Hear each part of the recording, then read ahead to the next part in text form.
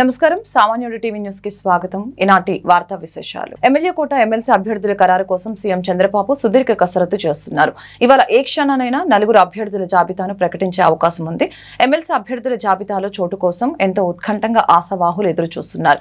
రేపటితో నామినేషన్ గడువు ముగియనుండటంతో అమరావతిలోని మకాం వేసి ఆఖరి నిమిషంలో ఇబ్బంది పడకుండా ముందే నామినేషన్ కి సంబంధించిన ఏర్పాట్లు చేసుకుని సిద్ధంగా ఉన్నారు. ఇప్పటికే చంద్రబాబు లోకేష్ ని కలిసి తమ అనుకూలతను వివరించారు. అయితే అసెంబ్లీ ఎన్నికల్లో సీట్లు త్యాగం చేసిన వారికి మొదటి ప్రాధాన్యత ఇచ్చే అవకాశం ఉంది.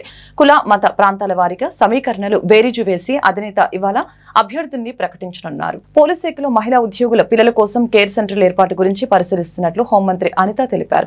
విజయనగరం పోలీస్ కార్యాలయంలో నిర్వహించిన మహిళా దినోత్సవ కార్యక్రమంలో ఆమె పాల్గొన్నారు. సచివాలయాల్లోని మహిళా పోలీసులను పోలీస్ శాఖలో విలీనం చేసే ప్రతిపాదనలపై చర్చిస్తున్నామని ఆమె తెలియజేశారు.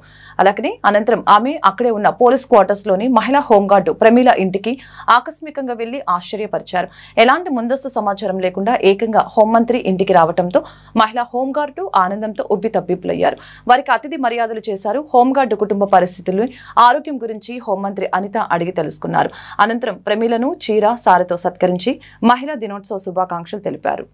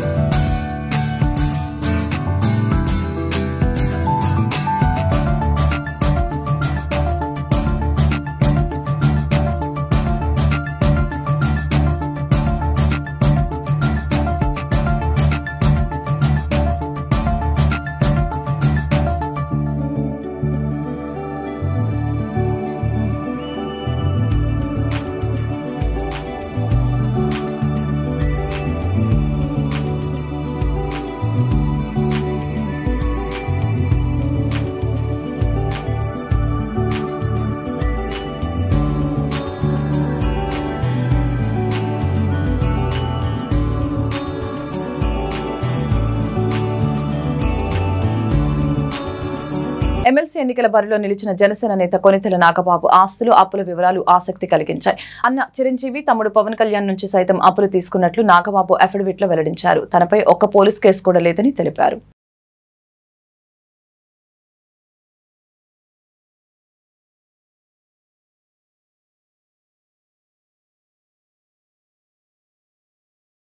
నెల్లూరు గ్రామీణ నియోజకవర్గంలో ఒకేసారి 105 పనులకి ఎమ్మెల్యే కోటంరెడ్డి శ్రీధర్ రెడ్డి శంకుస్థాపన చేశారు. 60 రోజుల్లో పనులు పూర్తి చేస్తామని ప్రకటించారు. సీఎం చంద్రబాబు నాయకత్వంలో అభివృద్ధి అంటే ఏంటో చూపించేందుకే ఒకసారి రికార్డు స్థాయిలో పనులు చేపట్టినట్లు కోటంరెడ్డి తెలిపారు. 8 నెలల్లోనే నెల్లూరు గ్రామీణ నియోజకవర్గంలో 191 కోట్ల రూపాయలతో అభివృద్ధి పనులు చేస్తున్నామని చెప్పారు. వైకాపా ప్రభుత్వంలో రోడ్లు లేక ప్రజలు ఇబ్బందులు పడ్డారని ప్రతి కాలనీకి రోడ్డు నిర్మాణం చేస్తున్నామని చెప్పారు. నెల్లూరు రూరల్ నియోజకవర్గంలో ఈ ఒక్కరోజే 105 అభివృద్ధి పనులకి శంకుస్థాపన. రాబోయే వారం రోజుల్లో మరో 198 అభివృద్ధి పనులకి శంకుస్థాపన. మొత్తం ఈ రోజుతో కలిపి ఈ వారం రోజుల పాటు నెల్లూరు రూరల్ నియోజకవర్గంలో జరిగే అభివృద్ధి పనులు మొత్తం 303, దాదాపు 40 కోట్ల రూపాయలు వ్యయం. నెల్లూరు రూరల్ నియోజకవర్గంలో 26 డివిజన్లలో ఈ కార్యక్రమాలు సాగుతూ ఉన్నాయి. చంద్రబాబు నాయుడు గారు ముఖ్యమంత్రిగా వచ్చిన తర్వాత ఈ 8 నెలల కాలంలో నెల్లూరు రూరల్ నియోజకవర్గంలో ఇప్పటిదాకా పూర్తి చేసిన అభివృద్ధి పనులు, నిర్మాణ దశలో ఉన్న అభివృద్ధి పనులు, ఈ రోజు నుంచి ఈ వారం రోజుల పాటు చేస్తున్నటువంటి శంకుస్థాపనలు అన్నీ కలగలిపి 191 కోట్లు. ఈ శంకుస్థాపనలన్నీ ఈ వారం జరిగే శంకుస్థాపనలు 17వ తారీఖుతో పూర్తవుతాయి. రాబోయే 60 రోజుల్లో అంటే మే 20వ తారీఖు లోపు ఈ యొక్క పనులన్నీ కూడా పూర్తి చేసి, ఖచ్చితమైన తేదీ చెప్తున్నా మే 20వ తారీఖు ముందే ఉంటుందేమో కానీ మే 20వ తారీఖుకి ఒక్కరోజు కూడా. గుంటూరులోని స్థానిక ఎన్టీఆర్ బస్టాండ్ ని గ్రామీణ అభివృద్ధి కమ్యూనికేషన్ శాఖ కేంద్ర సహాయ మంత్రి doctor Pemmasani Chandrasekhar, MLA Mohammed Nazeer RTC అధికారులతో కలిసి పరిశీలించారు. అనంతరం పెమ్మసాని మీడియాతో మాట్లాడారు. కేంద్ర ప్రభుత్వం ద్వారా ఒక గుంటూరు పట్టణ ప్రాంతానికి 100 ఎలక్ట్రిక్ బస్సులు మంజూరయ్యాయని చెప్పారు. ఒకసారి ఛార్జింగ్ చేస్తే సుమారు 200 కిలోమీటర్లు ప్రయాణించగల ఎలక్ట్రిక్ బస్సులు పీపీపీ పద్ధతిని వైబిలిటీ గ్యాప్ ఇచ్చి కిలోమీటర్ కి 25 రూపాయలు ఎక్కడైతే డెఫిషిట్ వస్తుందో దాన్ని కేంద్ర ప్రభుత్వం భరిస్తుంది. 100 బస్సులు నిర్వహించాలంటే ఒక ప్రత్యేకమైన ఎలక్ట్రానిక్ సదుపాయాలు కావాలని చెప్పారు. సుమారు 5 ఎకరాల స్థలంలో ఎలక్ట్రిక్ బస్సుల నిర్వహణకి ఛార్జింగ్ ప్రాంతాలతో కూడిన కొంత స్థలం అవసరమని తెలియజేశారు. అలాగే అన్న ఎన్టీఆర్ ప్రజా సౌకర్యార్థం సుమారు 20 ఎకరాలకు పైగా ఈ స్థలంలో బస్టాండ్ ని భవిష్యత్ అవసరాన్ని దృష్టిలో పెట్టుకుని ఏర్పాటు చేశారని తెలిపారు. అందులో నుంచి ఒక 5 ఎకరాల స్థలాన్ని ఈ ఎలక్ట్రిక్ బస్సులకి కేటాయించి ఎలక్ట్రికల్ నిర్వహణ దృష్ట్యా ఇక్కడ ఉన్న ఆర్టీసీ గ్యారేజ్ ని మరొక ప్రాంతానికి తరలించాలని ఆలోచిస్తున్నట్లు చెప్పారు. ఇందులో ఈరోజు ఈ బస్ స్టేషన్ రివ్యూ చేయడానికి మెయిన్ 2 రీజన్స్.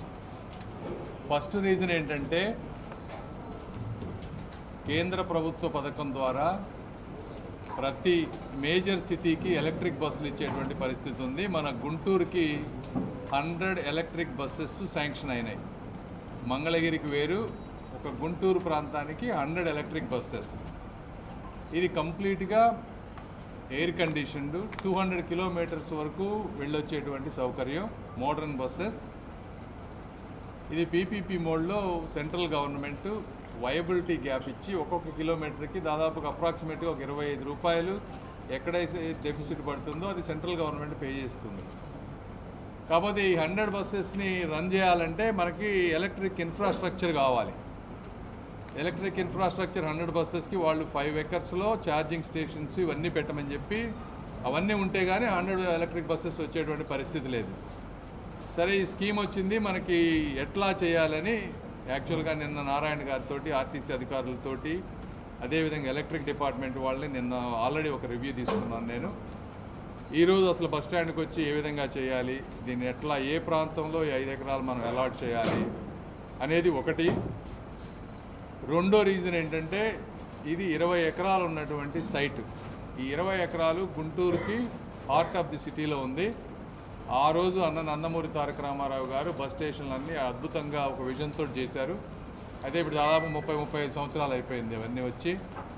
ఆ రోజు ఉన్నటువంటి పరిస్థితులు వేరు, ఎకానమీ వేరు, ఇప్పుడున్నటువంటి సిచ్యువేషన్ వేరు. ఇక్కడ బస్ స్టేషను ఓల్డ్ కొత్తది ఒకటైతే 2 పెద్ద గరాజులు ఉన్నాయి.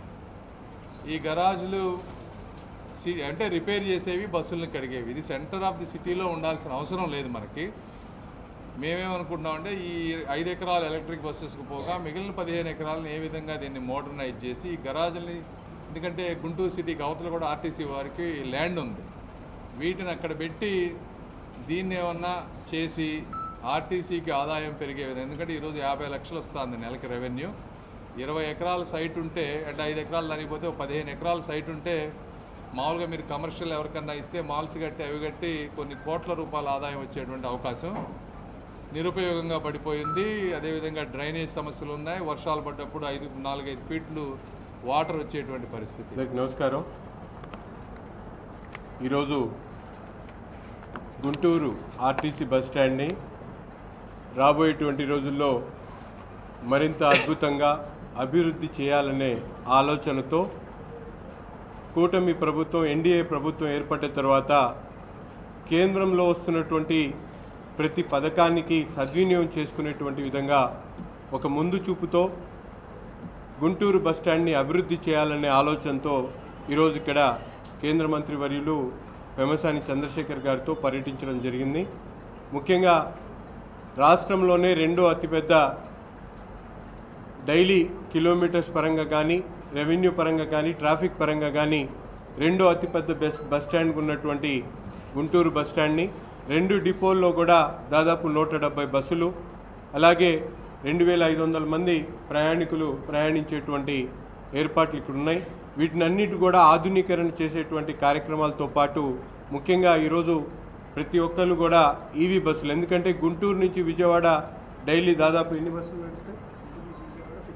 52 buses only Guntur to Vijayawada non stop బస్సులు ఉన్నాయి. గతంలో రివ్యూ జరిగినప్పుడు స్థానిక శాసనసభ్యుడిగా నేను కూడా మంత్రి గారి దృష్టికి తీసుకొని వెళ్ళడం జరిగింది. ముఖ్యంగా గుంటూరు విజయవాడ మధ్యలో ఉన్నటువంటి ప్రతి బస్సు కూడా ఈవీ బస్సు చేయాలని చెప్పి ఒక ప్రతిపాదనను ఆ రోజు పెట్టడం జరిగింది. ఈరోజు కేంద్ర మంత్రి వర్యులు దాని మీద పూర్తిగా దృష్టి సారించడం, కేంద్రంలో వచ్చినటువంటి పథకాన్ని పూర్తిగా గుంటూరు వాస్తవుడిగా, గుంటూరులో ఉంటున్నటువంటి పార్లమెంట్ సభ్యుడిగా ఈ బస్టాండ్ మీద ప్రత్యేక దృష్టి సారించి ఇక్కడ అవసరమైనటువంటి కార్యక్రమాలతో పాటు దీన్ని రెవెన్యూ పరంగా కూడా ముందుకు తీసుకొని వెళ్ళేటువంటి క్రమంలో ఒక ముందు చూపుతో ఈరోజు పీపీపీ మోడ్లో రాబోయేటువంటి రోజులు అభివృద్ధి చేయాలనే ఆలోచన చేయడం చాలా గొప్ప విషయం. తప్పకుండా ఈ కార్యక్రమాలు, ఇప్పుడు జరుగుతున్నటువంటి కార్యక్రమాలు కేవలం ఎన్డీఏ ప్రభుత్వం, కూటమి నాయకత్వం, అలాగే కేంద్ర మంత్రులు చంద్రశేఖర్ గారి ఆధ్వర్యంలోనే రాబోయేటువంటి రోజుల్లో ఇవి సాకారం అవుతాయి. కాబట్టి దాని డిపార్ట్మెంట్ వాళ్ళు కానీ, గుంటూరు నగర ప్రజలు కానీ, కార్మికులు కానీ, ప్యాసింజర్స్ కానీ దీన్ని ఒక మంచి వాతావరణంలో కుటుంబ బాధ్యతలలో అత్యంత కీలక పాత్ర పోషించే మహిళలు తమ ఆరోగ్య పరిరక్షణ పట్ల శ్రద్ధ పెట్టాలని ప్రముఖ గైనకాలజిస్ట్ డాక్టర్ డి పద్మజ తెలిపారు. సర్వీస్ హెల్త్ ఆర్గనైజేషన్, మానవతా స్వచ్ఛంద సేవ సంస్థ సంయుక్తంగా బ్రాడీపేటలోని SHO మీటింగ్ హాల్లో నిర్వహించిన మహిళల ఆరోగ్య సమస్యలపై శాస్త్రీయ అవగాహన సభ, ఉచిత వైద్య సలహా శిబిరంలో డాక్టర్ పద్మజ పాల్గొని మాట్లాడారు. అంతేకాకుండా మహిళలు ఎక్కువగా క్యాన్సర్ బారిన పడుతున్నారని ఆవేదన వ్యక్తం చేశారు. అదేవిధంగా సర్వికల్ క్యాన్సర్, బ్రెస్ట్ క్యాన్సర్, గర్భాశయ, అండాశయ క్యాన్సర్లు కూడా పెరిగిపోతున్నాయని చెప్పారు. తొలి దశలోని మహిళల ఆరోగ్య సమస్యల్ని గుర్తించి వైద్యుని సంప్రదిస్తే చికిత్స చాలా సులభతరం అవుతుందని అన్నారు. ఆర్థిక ఆరోగ్య నష్టాలని అరికట్టవచ్చని చెప్పారు. సంవత్సరం దాటిన ఆడవాళ్ళందరూ కనీసం సంవత్సరంలో ఒకసారి చేయించుకొని మనము క్యాన్సర్లని నివారించవచ్చు. ఇంకొకటి ఏంటంటే గర్భసంచి క్యాన్సర్. ఈ గర్భసంచిలో చెప్పాను కదా 2 రకాలు ఉంటాయి. ఎండోమెట్రియల్ క్యాన్సర్ అయితే లోపల పొర నుంచి వస్తుంది క్యాన్సర్. ఇదేంటంటే బ్లీడింగ్ సరిగ్గా లేని వాళ్ళు, ఎక్కువ బ్లీడింగ్ అవుతున్న వాళ్ళు, నెలసరి తొందరగా వస్తున్న వాళ్ళు, వాళ్ళలో ఈ క్యాన్సర్ ఎండోమెట్రియం అనేది మనము అనుమానంగా ఉంటుంది. సో దానికి ఏంటంటే చిన్న బయాప్సీ పరీక్ష చేసి మనం పంపిస్తే దాని నుంచి మనము తెలుసుకోవచ్చు క్యాన్సర్ ఉందా లేదా అనేది. ఇంకోటి గర్భాశయ ముఖద్వార క్యాన్సర్, దాన్ని క్యాన్సర్ సర్విక్స్ అంటాము. ఈ సర్విక్స్ క్యాన్సర్ మాత్రం అంతా మన చేతిలోనే ఉంది. దాన్ని అసలు రాకుండాను నివారించుకోవచ్చు, లేదా వచ్చే సూచనలు ఉన్నా మనకి 10 సంవత్సరాల ముందు నుంచే తెలిసిపోతుంది. ఈ వ్యక్తికి ఈ క్యాన్సర్ వచ్చే అవకాశం ఉంది 10 సంవత్సరాల తర్వాత అయినా అనేది మనకి ముందుగానే తెలుస్తుంది. ఇది ఎలా తెలుసుకుంటాము అంటే ప్యాప్స్మియర్ టెస్ట్తో తెలుసుకుంటాము. ప్యాప్స్మియర్ అంటే గర్భసంచి ముఖద్వారం దగ్గర తెల్ల కణాలు ఉంటాయి, కొన్ని కణాలు ఉంటాయి. ఆ కణాలు తీసి పరీక్షకు పంపిస్తాము. మనకి అది 1 గంట 2 గంటల్లోనే రిపోర్ట్ ఇస్తారు. సో దాంట్లో ఏమన్నా 10 సంవత్సరాల తర్వాత వచ్చే క్యాన్సర్ని కూడా మనం ముందుగానే తెలుసుకోవచ్చు. అలాంటి ప్యాప్స్మియర్ టెస్ట్ చేయించుకుంటే ఈజీగా తెలిసిపోతుంది. అది కనుక క్యాన్సర్ లేదు అంటే నివారించుకోవడానికి కూడా, ఇంకా ఫర్దర్గా రాకుండా ఉండటానికి కూడా మనము ఇప్పుడు కొత్తగా గవర్నమెంట్ వ్యాక్సిన్స్ లాంచ్ చేసింది. దాన్ని HPV వ్యాక్సిన్ అంటాము. సో ఈ HPV వ్యాక్సిన్తో ఫర్దర్గా క్యాన్సర్ రాకుండా కూడా మనం చేసుకోవచ్చు. ఇంకోటి అండాశయంలో క్యాన్సర్, దీనికి కూడా స్కానింగ్ చేయించుకుంటే సంవత్సరానికి ఒకసారి అండాశయాల్లో ఏమైనా తేడాలు ఉంటే, ఏదైనా క్యాన్సర్గా మార్పు చెందే అవకాశాలు ఉంటే మనకి ముందుగానే తెలుస్తాయి. ఏదైనా క్యాన్సర్ అనేది మనము ముందుగా డిటెక్ట్ చేసుకోగలిగితే చాలా మంచిది. ఏదైనా చివరి స్టేజ్లోకి వెళ్ళింది అంటే దానికి ట్రీట్మెంట్ చాలా ఎక్కువగా ఉంటుంది, ఖర్చు అధికంగా ఉంటుంది. కాబట్టి ఏదైనా ముందుగా మనము వివేక హత్య కేసులో సాక్షుల వరుస మరణాలపై మంత్రి నాదెండ్ల మనోహర్ కీలక వ్యాఖ్యలు చేశారు. న్యాయ విచారణ ప్రారంభమయ్యే ముందే సాక్షులను కావాలని తొలగించుకుంటూ పోతున్నారని ఆరోపించారు.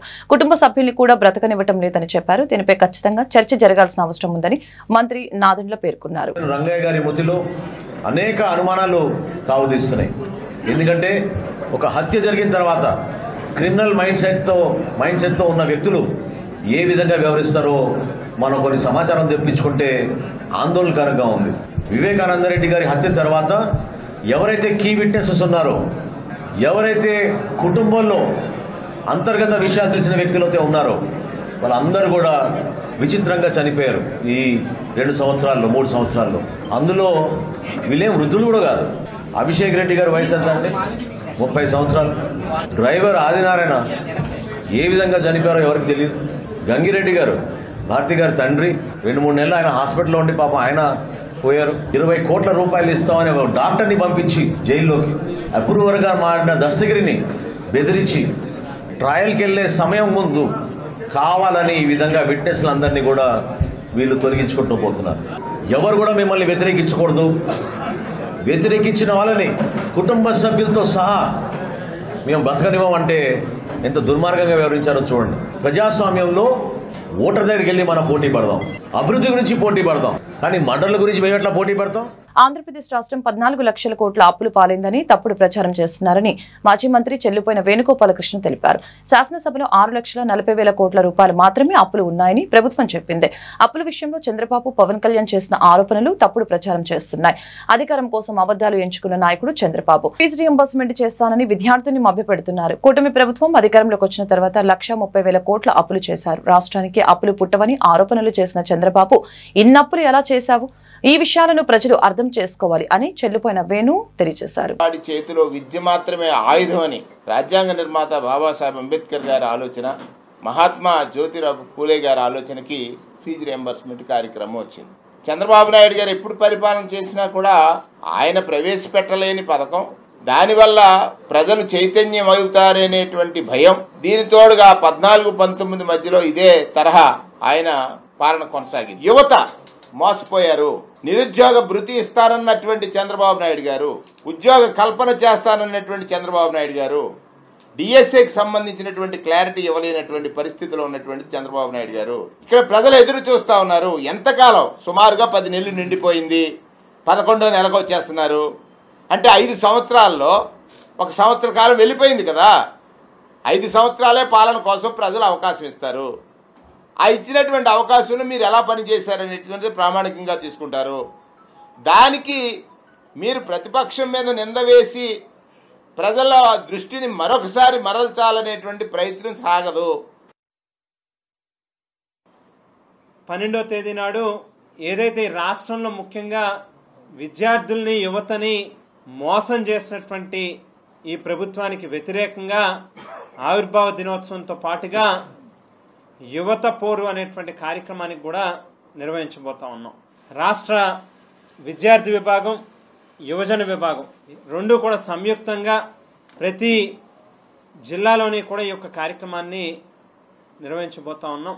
మా ప్రభుత్వ హయాంలోనే డిఎస్సి నోటిఫికేషన్ ఇస్తే కాదు అని చెప్పి దానిని పక్కన పెట్టి మెగా డిఎస్సి అని చెప్పి నిర్వహిస్తాము అని చెప్పి మొట్టమొదటి సంతకమే దానికి పెడతా ఉన్నాను అని చెప్పినటువంటి చంద్రబాబు నాయుడు గారు ఈవేళకి కూడా దాన్ని పూర్తిగా మెటీరియలైజ్ చేయనటువంటి పరిస్థితి కనిపిస్తూ ఉంది. ఈ రకంగా యువతని ఎన్ని రకాలుగా మోసానికి గురి చేశారనేటువంటిది కూడా మీ అందరికీ తెలుసున్నటువంటి విషయం. తక్షణమే ఫీజు రియంబర్స్మెంట్ బిల్లులు ఏవైతే పెండింగ్ ఉన్నాయో వాటన్నిటినీ కూడా అనా పైసలతో సహా రిలీజ్ చేయాల్సినటువంటి అవసరం ఉంది అని చెప్పి ప్రభుత్వాన్ని డిమాండ్ చేస్తూ ఉన్నాం. అందుగురించే రేపు 12వ తేదీ నాడు మా ఉద్యమంలో భాగంగా ముఖ్యంగా ఫీజు రియంబర్స్మెంట్ యొక్క బిల్లుల్ని తక్షణమే చెల్లించండి అని చెప్పి ప్రభుత్వాన్ని డిమాండ్ చేస్తా ఉన్నాం. ఈ వార్తలు ఇంతటితో సమాప్తం. మరొక బులెటిన్ మళ్ళీ కలుద్దాం. నమస్కారం.